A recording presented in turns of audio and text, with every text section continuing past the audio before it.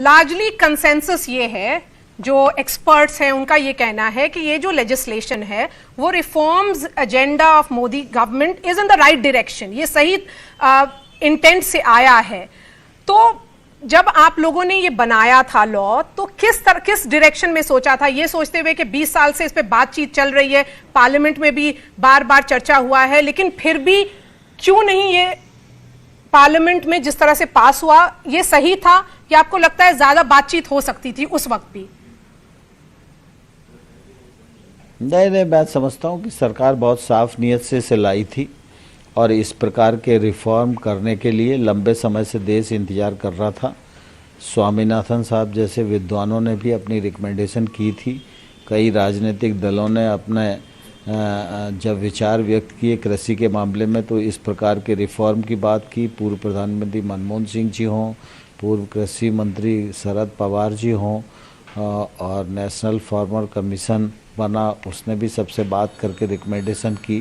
तो कुल मिला के देश में बहुत सारे लोग इस दिशा में सोचते थे और इसलिए सरकार को लगा कि ये रिफॉर्म समय की आवश्यकता है और कृषि के क्षेत्र और उन्नत बने, कृषि के क्षेत्र में निजी निवेश बढ़े और किसान पर जो बंदिशें लगी हैं उस बंदिशों से किसान को निजात मिले। इसलिए सरकार इस नए कानून को लेके आई है।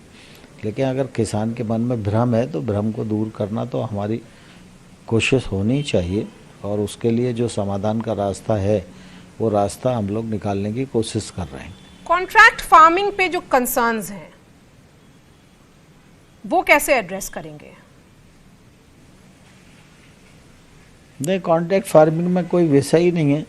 कॉन्ट्रैक्ट फार्मिंग में तो कुल मिला के जो छोटा किसान है वो महंगी फसलों की ओर आकर्षित हो सके, अच्छी खेती कर सके, टेक्नोलॉजी का उपयोग कर सके और उस पूरे एक्ट में किसानों को सबसे अधिक सुरक्षा देने की कोशिश की गई है। किसान की भूमि को किसी प्रकार का कोई खतरा नहीं है। हमने कल भी ये बात कही थी और इसके बाद भी अगर किसान के मन में कोई शंका है तो उस शंका का निवारण किया जाएगा। बस आखिरी के दो सवाल तोमर साहब, क्या आपको लगता है जो किसानों का पहला डिमांड था कि उन लोगों को जंतर मंतर में प्रोटेस्ट करने का परमिशन मिल जाए, अगर वो आपकी सरकार दे देती तो इतना बड़ा आंदोलन नहीं होता और जो एंट्री पॉइंट्स हैं एनसीआर के, दिल्ली के, वो शायद इस तरह से ब्लॉकेड नहीं होता और जैम नहीं होता? कानून व्यवस्था का सवाल राज्य के अंतर्गत रहता है।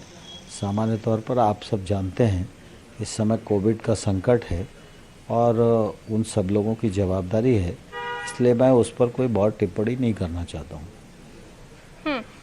तो आखिरी सवाल आपसे, मुझे ये बताइए कि आप क्या उम्मीद कर रहे हैं कल की बैठक से, और आपको लगता है कि फाइनली अब सोल्यूशन हो जाएगा और जो जो उनके कंसर्न्स हैं वो आप एड्रेस कर देंगे बिना रोल बैक किए हुए, क्योंकि आप roll back completely rule out कर रहे हैं?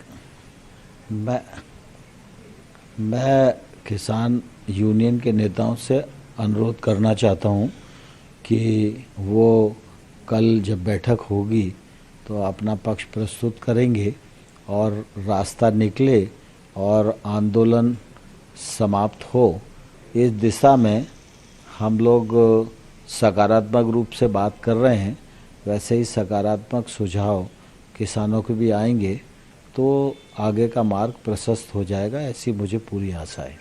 आपने कहा था कि 35 जो यूनियन है वो बहुत बड़ा ग्रुप है, अगर वो छोटे ग्रुप में आते तो शायद अच्छी बातचीत होती और फोकस्ड डिस्कशन होता।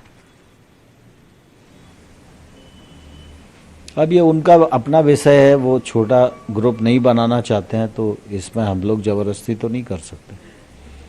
छोटे ग्रुप में डिस्कशन करना थोड़ा ज़्यादा आसान होता है और इसलिए हमने उनको आग्रह किया था। उन्होंने कहा कि हम लोग सभी लोग मिलकर चर्चा करेंगे, कोई छोटे ग्रुप नहीं बनाएंगे। हमने कहा हमें कोई ऐतराज नहीं है। तो आपको उम्मीद है कि कल चाय भी वो पियेंगे और खाना भी शायद खाएंगे? हमारा तो आग्रह हमेशा ही रहता है, बाकी उनकी मर्जी पर है। All right, Narendra Singh Tomar, Agriculture Minister, thank you so much for joining us. And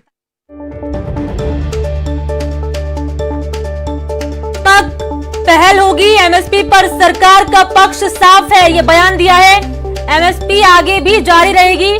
तो कृषि मंत्री नरेंद्र सिंह तोमर ने यह बयान दिया है, कहा कि एमएसपी में हम लगातार बढ़ोतरी कर रहे हैं, एमएसपी पर हम लिखित आश्वासन को तैयार है। तो बड़ी खबर आपको बता रहे हैं, कल फिर से सकारात्मक पहल की कोशिश सरकार की तरफ से की जाएगी। एमएसपी पर सरकार का पक्ष साफ है और एमएसपी आगे भी जारी रहेगी। तो न्यूज 18 पर एक्सक्लूसिव बातचीत पर कृषि मंत्री ने यह बयान दिया है और कहा कि एमएसपी पर हम लिखित आश्वासन को तैयार हैं। किसानों का हर भ्रम हम दूर करेंगे और कल फिर से सकारात्मक पहल की कोशिश सरकार की तरफ से की जाएगी। यहां रुकता छोटे से ब्रेक के लिए जो लौटते हैं।